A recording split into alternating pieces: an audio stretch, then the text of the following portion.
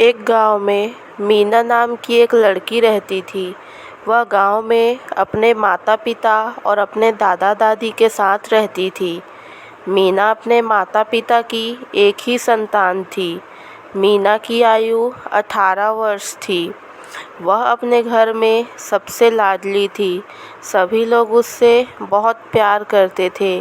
मीना अपनी पढ़ाई पूरी कर चुकी थी। उसने कक्षा 12वीं तक की पढ़ाई की थी। मीना के माता पिता उसकी शादी के लिए लड़का देख रहे थे।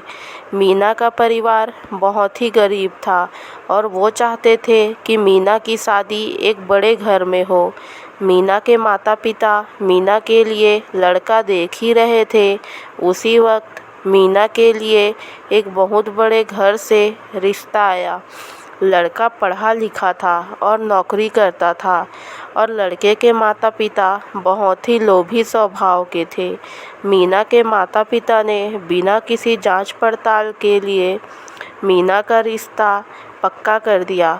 उन्होंने सोचा कि बड़ा घर है, मीना वहाँ खुश रहेगी। लेकिन वो नहीं जानते थे कि लड़का और उसके माता पिता दहेज चाहते थे। उन्हें लगा कि वो बिना किसी दहेज के ही शादी कर लेंगे।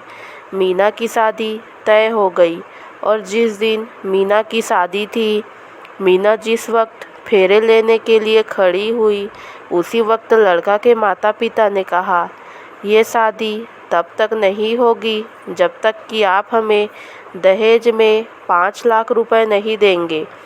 मीना के माता पिता ने बहुत विनती की, हम इतने सारे पैसे कहाँ से लाएंगे, हम तो बहुत गरीब हैं, कृपया शादी होने दें।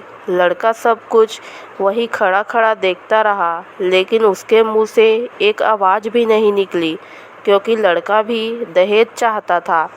मीना के माता पिता विनती करते रहे, उनके सामने हाथ जोड़े, पैर पकड़े, बहुत गिड़गिड़ाए, लेकिन लड़के वाले नहीं माने।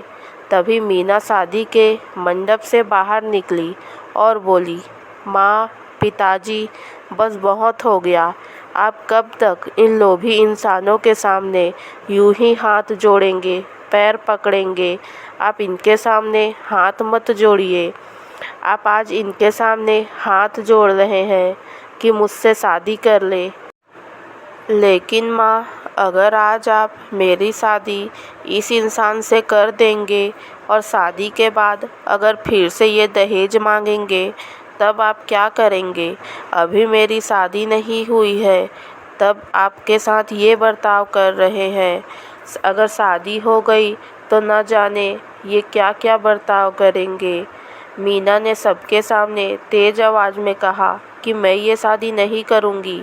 लड़का के माता पिता ने मीना और उसके घर वालों को बहुत भला बुरा कहा और वहाँ से चले गए। सारे मेहमान मीना की ओर देखने लगे।